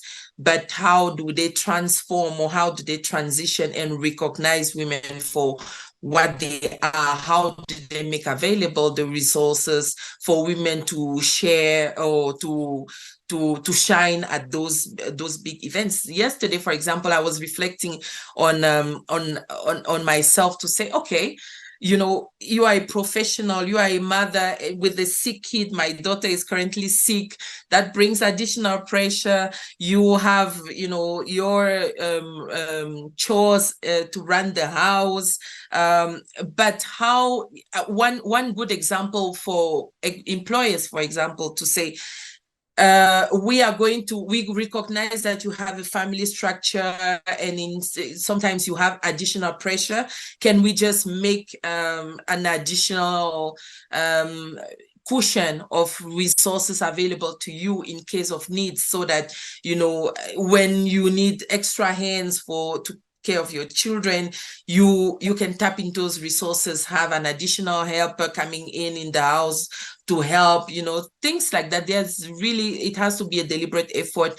And speaking about the disabilities people, and really if the processes include them when, there's response or rescue, I think it's the community's responsibility to take stock of how they are organized. If, for example, I know in the house near mine, there is somebody with disability that really needs help in case of disaster, then, the protocol will be, okay, I am organized, if my children can run or can save themselves, then myself, I'm responsible to making sure that that person is not left behind. So it's really important to organize the communities, to empower the communities to recognize that themselves, they have the power to help them, to take care of themselves. And then also at all levels, at regional levels, provincial levels, that is also well understood. And I think if that entire chain of responsibilities is well oiled, I think it makes a difference. Thank you. Thank you. Manibang? Yeah, I agree with Maria and also Julienne about the 3 key points that we talk about, how to make the women's voice to be heard. The second, how to make the local knowledge visible. And the third one about indicator. So for Lao, I think that the first one, how to make the women voice, not just only the number of the women participate, but also how we can hear their voice, make more power. So it's a pushing preparation with the women before we have the meeting or decision making. And also we should have the story about the women champions, documentation about the knowledge on the disaster preparedness or about the coping mechanism. So we did some story about the women coping from the drought, coping from the flood, coping from the animal disease. So it's some story about that. I think it's to show the knowledge. The women not just they don't have anything, they have the strength, they have the local coping mechanism to overcome from the disaster. And the third one about the indicator, I agree with the Julienne and also Maria about the structure indicator or the impact level or the community level. So the data collection that we have to do every time, every stage, we should have the gender disaggregation data and also not only number, also the qualitative, quality of that. And the last one, how we can have the project to support them to answer the basic needs of the women about the household chores, about the care work, and to make them more strategic, to make them more empowered to be in the leadership role. I think it's very important. Yeah, thank you. Thank you, Manibang. Okay, I guess all the comprehensive answers can be reflected of Sojung's curiosity and questions. So yes, I would like to invite Hyeju, last speaker. Yeah, thank you. I hope my voice is clear now. So I'm Hyeju, and then I have been working in the field of international development, and recently my work has focused on incorporating gender issues within the agenda of climate change, disaster risk reduction, and water management. And then I've worked with Dr. Jihyeon Park in JHSUSTAIN as introduced. Today, as the time is quite limited, I would like to quickly point out the challenges of integrating gender into water and disaster management, and then furthermore into addressing climate change at the larger scale, such as national level or global level, which brought up from my experiences working in this field. And then, so it is now encouraging that the international society is having this consensus on the importance of integrating gender issue within this climate change adaptation as well as water and disaster management. And then we now easily find the terms such as gender equality or social inclusion in most of the international frameworks, initiatives, or policies of UN or big donor agencies or countries to deal with the issues.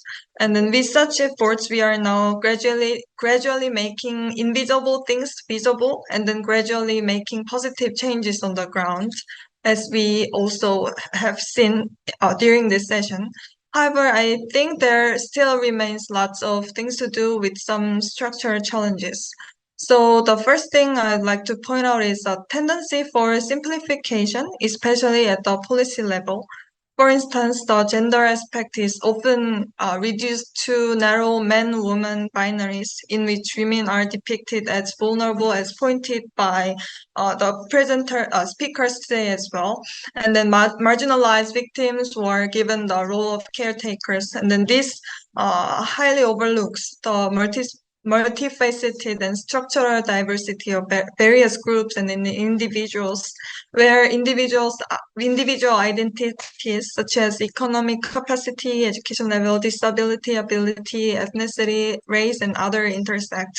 And then I think this is now the time to step into the next level, which utilizes the concept of an intersectionality to understand social relations and then power structures and identify complex social dimensions in water and disaster management. So in this sense, I actually wanted to ask the speakers if there are concrete empirical cases or your insights about this, utilizing this concept of intersectionality, but I'm not sure the time is available for that, or maybe we can discuss next time in the next opportunity. And anyway, and then the other challenge we are facing is the gender data gap in the sector. This is relevant to what Yuna from OSEAN just mentioned as well. UNDRR recently published a midterm report on the Sendai framework, and it shows that marginalized groups are still socially excluded from early warning and post-disaster recovery in nearly all countries around the world. And then there are complicated underlying reasons for this, including the difficulties to address fundamental issues such as gender, social norms based on patriarchy especially in DRR. But one of the critical reasons for the exclusion is that we don't have enough data to systematically put into the systems and then policies such as early warning systems. We don't have enough concrete data such as gender disaggregated data to make the high resolution image to push forward. While gender and social dimensions largely remain blank in those systems, it makes it difficult to apply social dimensions. And particularly in the case of Korea, environmental resource management, disaster management, climate CCA, these sectors are largely seen as scientific agenda, which needs to be dealt by scientists and then engineers. And then there is a lack of efforts to bridge the social dimension to the field seen as seen. So we need to gather more data to show and then prove it to people who are not aware of the importance of integrating gender and social dimension. Also, there are many other challenges such as lack of appropriate budget, especially for local government or the community level. For these reasons, we see the terms of gender equality and then social inclusion in most of the policy frameworks and then international initiatives. But that is hard to go beyond the rhetoric at the global or national level. And nevertheless, we certainly see positive changes being made. I'd like to believe that the shared experiences today and then conversation today are evidence of steps forward. So yeah, this is pretty much from my side. I try to make it as quick as possible, and then it will be great if possible if speakers or the other participants here could share your experiences, ideas, or any insights regarding the challenges I pointed out, or applying the concept of intersectionality, or regarding the next step forward. Thank you very much. Thank you, Hyeju. Yeah, actually, as expected, the time has passed, but if you allow, maybe speaker can make a comment regarding Hyeju's question, and maybe one or two specific questions from audience can be brought out. If you all agree, maybe 5 or 10 minutes is possible for you. So any speaker for Hyeju's questions? I can speak about, I mean, one of the questions that Hyeju asked is really about what we discussed, community, how to make sure that disability people are taken care of or are taken stock of in the community, and the protocols really respond to, you know, what to do in terms of disaster, where to go, where to take shelter in case of disaster. And then on the intersectionality aspect, I think my personal experience is that it is very complex. I think it's Mani Van that spoke about even the difficulties with ethnic groups having to discuss languages. You know, in the groups you have beliefs, you know, different tribes having different beliefs. So I think it would take a little bit more time and more efforts to get to a point where you know, because it's really complex, you know, the intersectionality aspects of gender is really complex. If we are struggling already with men and gender, you can just imagine how more complex it will get with you know, other ethnics, and you have the tribes that are dominant, those that are vulnerable, you know, how I think it has to, we need to apply more thoughts onto that. That's my question. But thank you so much. That's my. Thank you, Julienne. And now raise your hand, Yuna, and next turn is Ritmelo. So Yuna first. Thank you. So thank you, Hyeju, for repeating my point in a more, you know, smarter sounding way. But I think the data is always, there's a dual side of using the data, and we know the danger of, like in the poverty pornography, so exaggerating or making a visual harsh vivid image of people who are suffering, women who are suffering from the disaster. It can be, you know, dangerous, but in a, I don't know, maybe more pragmatic. So I think using this data to be more vivid in the international arena, I think the realm of DRR has more opportunity in comparing to other areas such as social inclusion, advocating education for women. We've been doing this for decades. It doesn't go anywhere. But DRR has a potential to push all of these agenda forward, like dialects, yes, people speaking the same language, or using more dialects for people to, you know, understand the early warnings, or teach them how to swim, or make people to walk out of the houses in the case of disaster without the husband's permission. These kind of things can work, and especially from the push from the DRR space. So I'd like to encourage, and yeah, I would like to just encourage everyone who's here to use DRR as a tool to push women for improving their status even not in disaster period, even in normal stage. And another thing that I was thinking is that the whole people who are participating here today is women, and we know what we are talking about. We need to tell to other people who are not here. So that's what I wanted to say. So I'll just hand over to some other people. Thank you, Yuna. Irene, maybe, Yeah. Perhaps just to quickly add on that discussion, especially with the inputs from Yuna. Again, it's true that DRR is a viable pathway, but you should know I've been doing DRR for like 10 years. It's very political. And so that means that although you're doing a lot of grassroots levels interventions, you also have to do greatly on the side, advocating and making sure you have partnerships with a lot of powerful DRR stakeholders, because you can be the perfect avenue to actually bring that voice of the people from the ground. Because, for example, for the case here in Lebanon, of course, we would say in a perfect world, you would want them to be in one space and have that dialogue.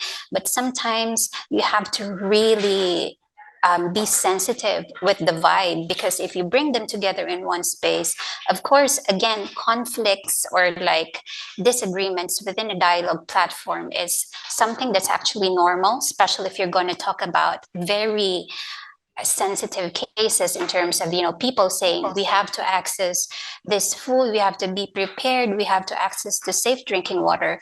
It will trigger disagreements within a dialogue platform, and you have to be very sensitive and to know when is the exact time to actually do that. And while it's not what you call this, it's not yet viable to bring them into one space, you really have to invest in people who have already strong partnerships with these powerful decision makers to bring that voice into specific dialogue platforms, not just in the international arena, but of course at the national, regional, and at the provincial level, because that's the power dynamics when it comes to decision-making processes. So, and that's how you actually maximize and to make sure that you put forward and you lobby these needs of the most at-risk population in important dialogue and decision-making processes. That's just really from my end. Thank you, Maria. So Litmello from GWP Southeast Asia? I'm not sure. Yeah, Litmello, your turn. Thank you so much. Good afternoon, colleagues. Sorry, I joined the discussion late, but this is very interesting discussion. I just wanted to underscore the points that Kim had raised over simplification of gender, and that it eventually becomes a women's issue. In the dealings that we have had ourselves here as GWP, eventually gender just narrows down to women's issue. But if you bring in the issue of social inclusion, as Kim had said, it broadens the scope, because then you capture the different social groupings that are being excluded, that are being discriminated against, as much as other groupings are supposed to be understood when we talk about gender, because it's not only about women, it's also about men, but the mind is shaped in a way it is for most people. But I think we're ending a little bit of some points when we include the issues of social inclusion, because then we outline who are we talking about when we talk about social inclusion. Eventually, it comes to the entire society with just a very few people that are normally included. So I think the discussion is broadening, and I think it's getting some inroads. I know we've been talking about gender for years, and we are still talking about it, but we are hitting some hard walls somewhere, but I think we are breaking them when we start to categorize and be specific about the groupings that we are talking about. The other issue is about financing or budgeting, gender responsive budgeting. When we talk about gender planning, especially here in GWP, we advocate a lot about coming up with gender equality and social inclusion plans. Now we are pushing for the inclusion not as standalone, but to be within the organizational results framework or within the organizational strategic framework, where we identify those issues and embed them within the framework of the institution so that they get the financing that they are supposed to have. If we have separate planning, then we are going to have a parallel planning and we are not going to have any funding. So these are some of the issues that we are battling with and trying to ensure that we are getting financing for gender issues and including gender experts. Somebody talked about a pool of experts. I think it was Juliana. It's very good to have a pool of experts where each time there's an activity, there is a pool where you're going to pull in gender experts or climate experts to also provide their input just at the planning stage and not as add-on. Thank you so much. Thank you so much, Ritmelo. Well, it's already 15 minutes have passed. I guess we have another or 2 hours more because of your really passionate sharing your opinion. But let's do, maybe next time, I hope we can have another opportunity in the near future for maybe catching up some best practices or much more progress regarding our intervention points. And yeah, this moment, I guess, yeah, it's already time passed and you need to back to your usual work. So thank you for your joining of this session and your intervention contribution, and enjoy your day, enjoy your night. And if you are all right, everyone, maybe we can have some kinds of a snapshot for this session. Would it be okay? Yeah, then 이거 혹시 스냅샷 어떻게 찍는지 알아요? 그냥 캡처하면 되죠. 아, 그래? 그럼 캡처 좀 해줘. 네네. Then can you have how we can have a gesture? We can have like this, thumb up. Yeah, I mean any free points is okay. So thank you everyone.